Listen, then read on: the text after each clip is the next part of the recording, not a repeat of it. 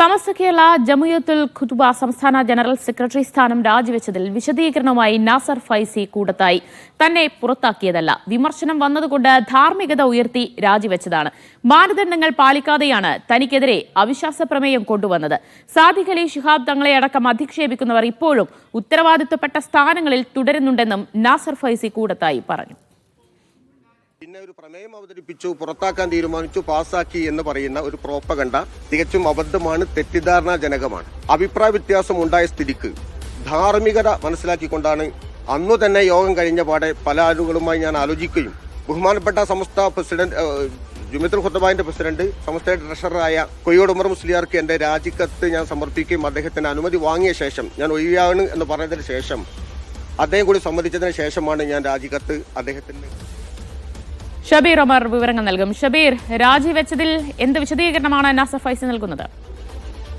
ഇതിൽ ഏറ്റവും പ്രധാനപ്പെട്ട കാര്യം സമസ്തയിലെ രണ്ട് വിഭാഗങ്ങൾ തമ്മിലുള്ള തർക്കത്തിന്റെ ഭാഗമായാണ് കഴിഞ്ഞ ദിവസം നാസർ ഫൈസി കൂടത്തായി സമസ്തയിലെ ഖത്തീബുമാരുടെ സംഘടനയായ സമസ്ത കേരള ജമിയത്തുൽ ഖുതുബയുടെ ജനറൽ സെക്രട്ടറി സ്ഥാനം രാജിവെച്ചത്. അപ്പോൾ അതുമായി ബന്ധപ്പെട്ട് വലിയ വിമർശനം നാസർ ഫൈസി കൂടത്തായിക്കെതിരെ സാമൂഹ്യ മാധ്യമങ്ങളിൽ ഉയർന്നു വന്നിരുന്നു. അതായത് ഇക്കഴിഞ്ഞ സെപ്റ്റംബർ 23 സമസ്ത കേരള ജമിയത്തുൽ ഖുതുബ യോഗം ചേർന്നിരുന്നു. ഈ യോഗത്തിൽ പ്രവർത്തക സമിതി യോഗമാണ് ചേർന്നത്. ഈ യോഗത്തിൽ നാസർ ഫൈസി കൂടത്തായിക്കെതിരെ വലിയ തരത്തിലുള്ള വിമർശനം ഉയർന്നിരുന്നു. അദ്ദേഹത്തിനെതിരെ പ്രമേയവും പാസാക്കി. പ്രമേയത്തെ ഭൂരിപക്ഷം പിന്തുണക്കുകയും ചെയ്തു. അദ്ദേഹം സംഘടനയെ നിർജ്ജീവമാക്കി. ഒപ്പം തന്നെ സമസ്തയിലെ മുഷാവറ അംഗങ്ങളെ പരസ്യമായി അധിക്ഷേപിക്കുന്ന നാസർ ഫൈസി കൂടത്തായിക്ക് ഈ സ്ഥാനത്തിരിക്കാൻ യോഗ്യതയില്ല എന്നതടക്കം ഉന്നയിച്ചായിരുന്നു ഒരു വിഭാഗം പ്രമേയം പാസാക്കി. അതിന്റെ ഭൂരിപക്ഷത്തിന്റെ പിന്തുണയും ലഭിച്ചപ്പോൾ അദ്ദേഹത്തിന്റെ സ്ഥാനം തെറിക്കും എന്നുറപ്പായപ്പോഴാണ് അദ്ദേഹം രാജിവെച്ചത് എന്ന വിമർശനമാണ് സാമൂഹ്യ മാധ്യമങ്ങളിൽ ഉയർന്നത്. ഇക്കാര്യത്തിലാണ് ഇപ്പോൾ നാസർ ഫൈസി കൂടത്തായി ഒരു വിശദീകരണവുമായി രംഗത്തെത്തിയിരിക്കുന്നത്. അദ്ദേഹം പറയുന്നത് തന്നെ പുറത്താക്കിയതല്ല,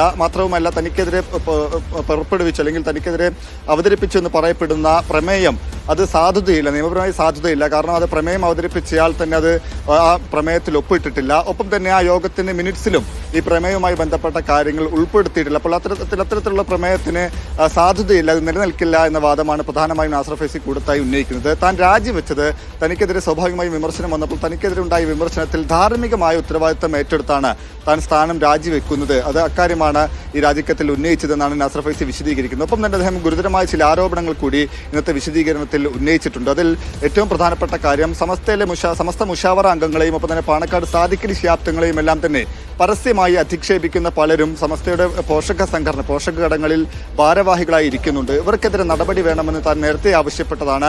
ഇപ്പോഴും ഇതേ ആവശ്യത്തിൽ ഉറച്ചു നിൽക്കുന്നു. അവർക്കെതിരെ ഒന്നും നടപടി ഉണ്ടാകുന്നില്ല എന്ന വിമർശനം കൂടി നാസർ ഫൈസി ഉന്നയിക്കുന്നുണ്ട്. എന്നാലും ഈ സമസ്തയിൽ നിലനിൽക്കുന്ന തർക്കത്തിന്റെ ഭാഗമായി ലീഗ് വിരുദ്ധ വിഭാഗം അനുകൂല വിഭാഗവും നിലനിൽക്കുന്ന തർക്കത്തിന്റെ ഭാഗമായാണ് ഇപ്പോൾ നാസർ ഫൈസിയുടെ രാജി കൂടി ഉണ്ടായിരിക്കുന്നത്.